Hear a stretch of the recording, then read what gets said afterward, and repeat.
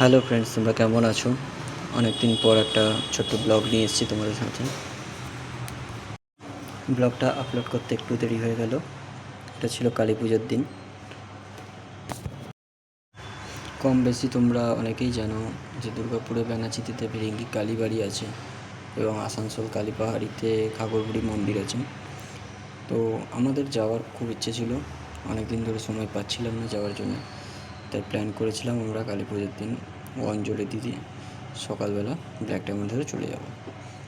তাই সেই কথা মতো আমরা ব্ল্যাক ডায়মন্ড ধরলাম ব্যান্ডেল থেকে। আমরা দুর্গাপুর পৌঁছাই এবং দুর্গাপুরে গিয়ে ব্যানাচিতি ফিরিঙ্গির বাস ধরে তাড়াতাড়ি পৌঁছে যাই ফিরিঙ্গি কালীবাড়িতে। কালীবাড়িতে পৌঁছে আমরা বেশিক্ষণ টাইম নিলাম না, তাড়াতাড়ি পুজোর লাইনে দাঁড়িয়ে গেলাম। পুজোটাও খুব তাড়াতাড়ি এবং সামনে থেকে হয়েছে, ভালো লেগেছে। তারপরে মন্দির চত্বরটা একটু ঘুরে দেখলাম। মন্দির চত্বরটা সত্যি খুব সুন্দর। তোমরাও যদি খুব অল্প সময়ের মধ্যে একদিনের জন্যে ঘুরে আসতে চাও, খুব ভালো লাগবে।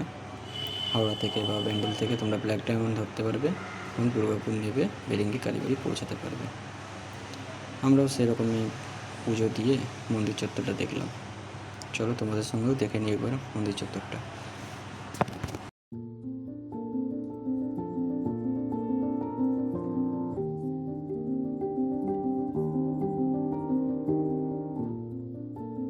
ফিরিঙ্গি কালীবাড়িতে শুধু মা একা নন, মায়ের সাথে রয়েছেন বাবা ত্রিগুণেশ্বর মহাদেব, বাবা নাগেশ্বর মহাদেব, বাবা মহাকাল ভৈরব, আদ্যা মা, গণেশ বাবাজি এবং সাথে রয়েছেন আমাদের হনুমানজি।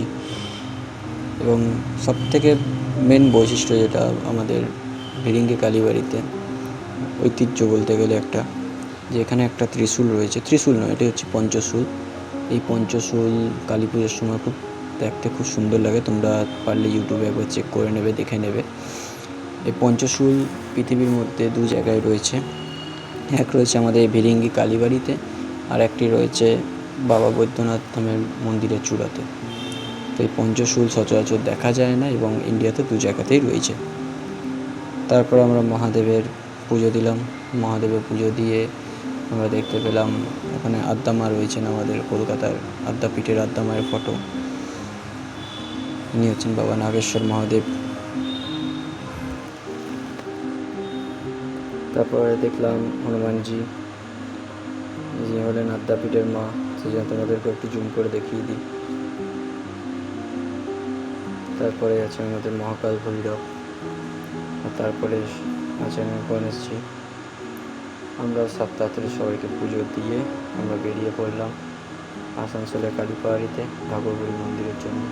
কিছু ফটো তুলে নিলাম আমরা, তাড়াতাড়ি বেরিয়ে গেলাম।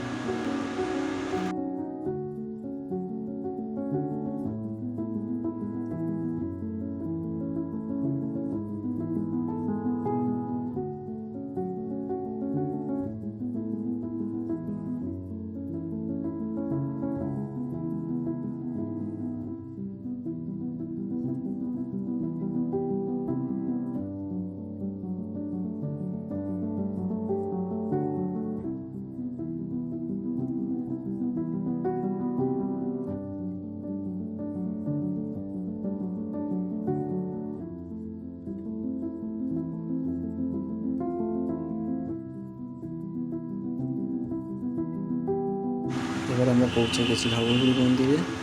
ঠিক এরকম করে তোমরাও অল্প সময়ের মধ্যে একদিনের মধ্যে ট্যুর করতে পারবে। আমরাও ঘাঘরবুড়ি মন্দির থেকে পুজো দিয়ে তাড়াতাড়ি বেরিয়ে পড়লাম।